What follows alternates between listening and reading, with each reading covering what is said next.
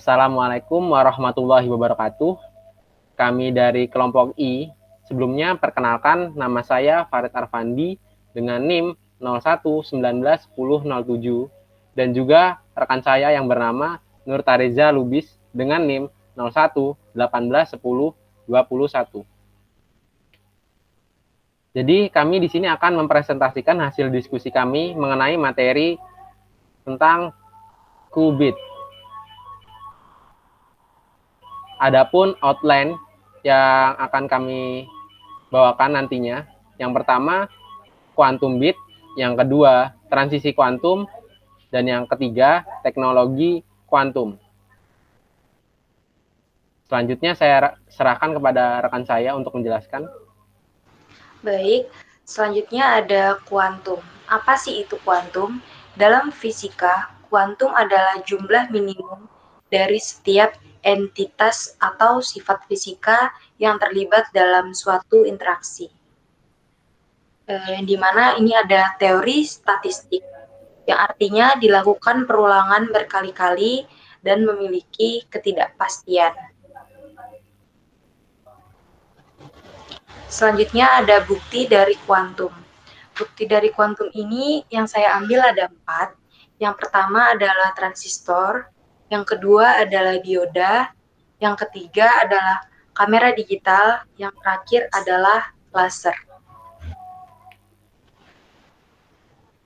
Selanjutnya yaitu quantum bit. Qubit atau bit kuantum adalah analog mekanika kuantum dari bit klasik.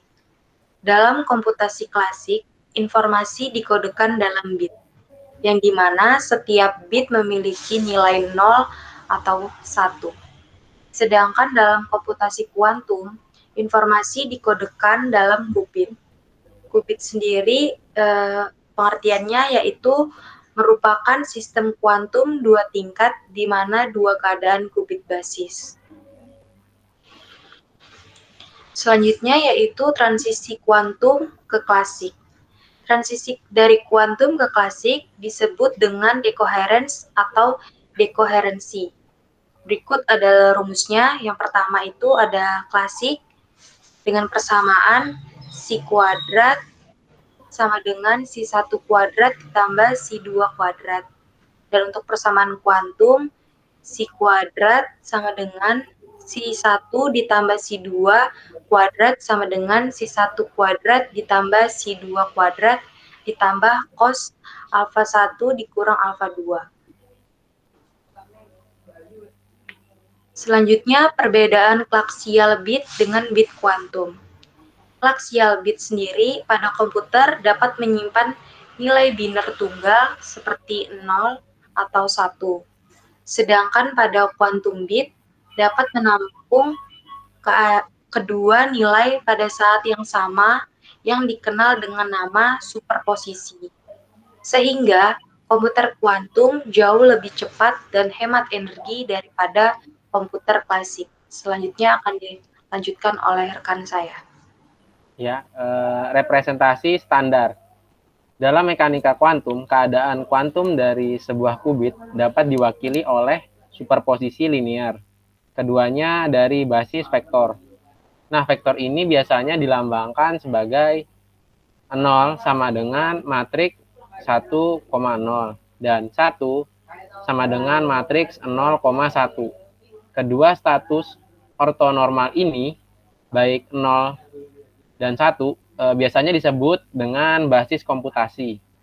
Status qubit juga dapat digabungkan untuk membentuk status basis produk. Misalnya, ada 2 qubit dapat direpresentasikan dalam ruang vektor linear 4 dimensi yang rentang oleh status basis produk. Nah, adapun persamaannya.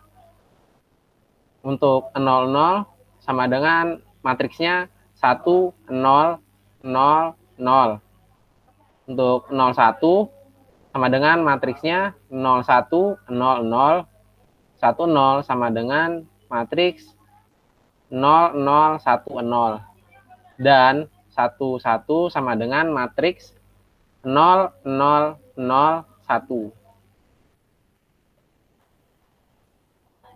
Selanjutnya ada status qubit. Nah, keadaan kuantum dari sebuah qubit murni adalah koheren superposisi dari keadaan dasar.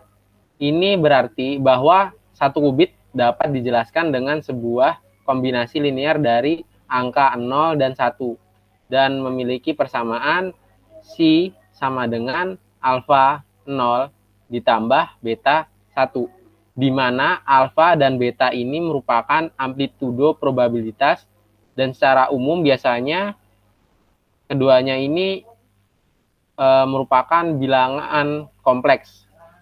Ketika mengukur sebuah qubit dalam suatu basis standar, karena kuadrat absolut dari amplitudo sama dengan probabilitas, maka harus dibatasi dengan persamaan yaitu alfa kuadrat ditambah beta kuadrat sama dengan 1.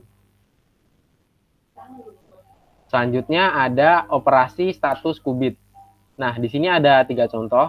Untuk contoh yang pertama, gerbang logika kuantum. Ini beroperasi pada 1, 2, atau 3 qubit yang menjalani sebuah transformasi reversibel di bawah gerbang kuantum. Dan yang kedua, gerbang not control. Biasanya digunakan untuk menguraikan beberapa suatu qubit. Dan yang terakhir atau yang ketiga, pengukuran dasar standar. Ini merupakan operasi yang tidak dapat diubah, di mana informasi mengenai status qubit tunggal itu diperoleh.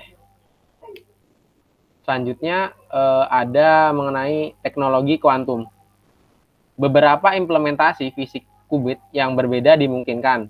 Jumlah contoh adalah polarisasi foton, 2 tingkat energi diskrit berganda dari suatu ion, qubit transpon superkonduktor, keadaan spin nuklir atom, atau keadaan spin elektron. Quantum Inspire dirancang untuk mengontrol berbagai teknologi qubit.